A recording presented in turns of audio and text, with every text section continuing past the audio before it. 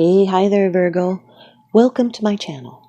My name is Lynda, and I'm thanking you for tuning in to those energies and influences that are coming through for your weekly reading, July 8th to the 13th of 2019. Virgo, Sun, Moon, and Rising. This is a predictive, condensed general reading.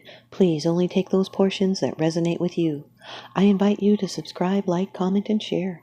It really helps me out a lot, and it helps to bring your vibration into those future readings. I also send my intentions out for my community and my viewers. Please remember to check out that description box below. There is a free birth chart calculator at the bottom. Thanks, you guys. And after the reading is a take note moment. Okay, Virgo, off camera, I've done a protective blessing. I've shuffled and meditated over these cards just for you. Your first card, it's the general atmosphere. It's the background and the basis of the matter.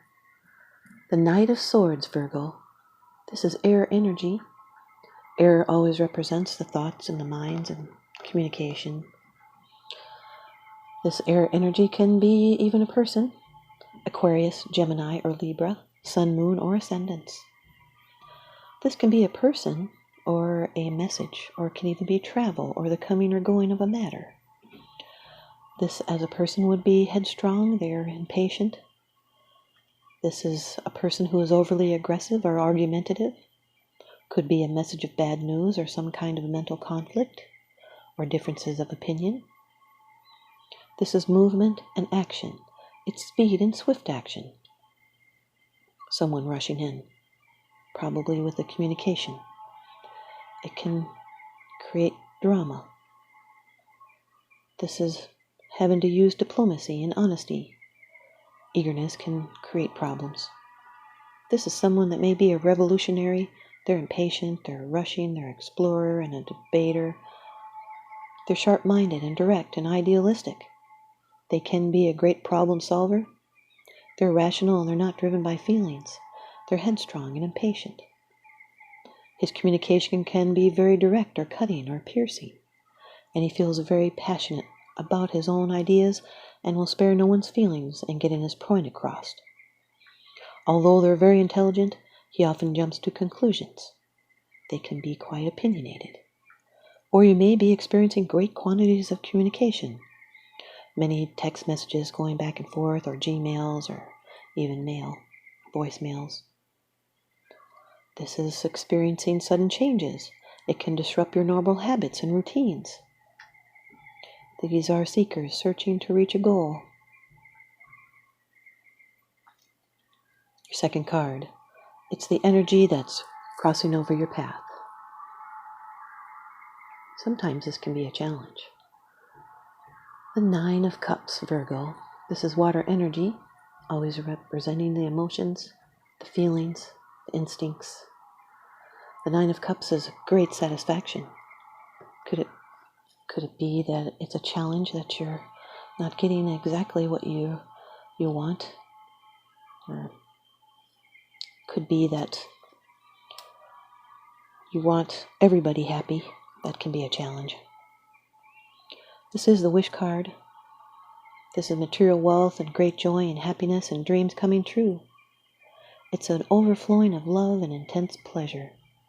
This is gratitude and appreciation for what you have now. This is a positive end to a problem that was quite important and is going to bring you joy and success. A wish or a goal becoming realized, a triumphant end to a problem, the fulfillment of a desire of paramount importance. This is emotional stability indicated as well as physical and material happiness. Your third card, and this is how it affects you. This is your attitude. The Ten of Cups, Virgo. More water energy here.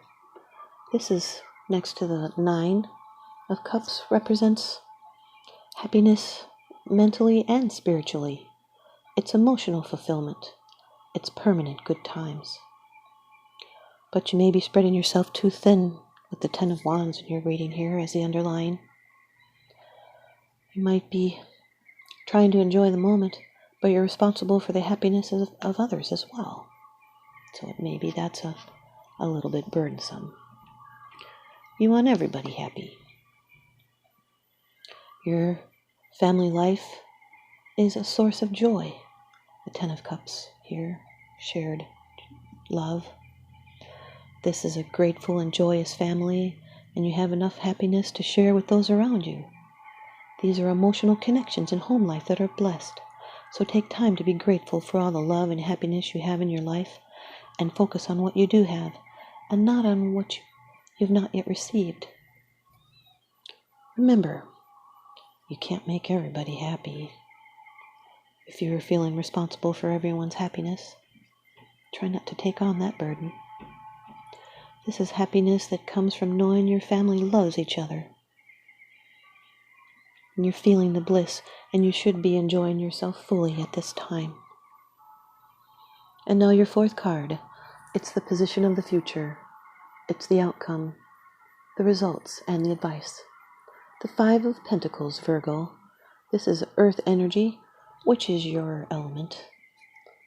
This is maybe having an illness or some kind of temporary financial loss or doubts. You're sharing a hardship and struggling together with someone else. You might need to ask for help because support is available.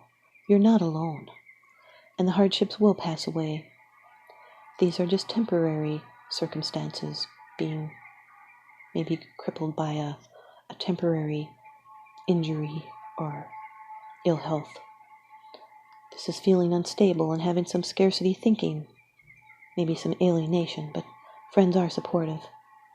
You might feel anxious about being able to support yourself and others, and fearful of asking for help or having to rely on the support of others, kind of feeling ashamed about it. Or it just could be ill health prevents you from bringing in some money that you need. You'll need to reach out for others. You're suffering through a hardship. This could be a strain or anxiety over money. This is maybe a loss of confidence in your ability.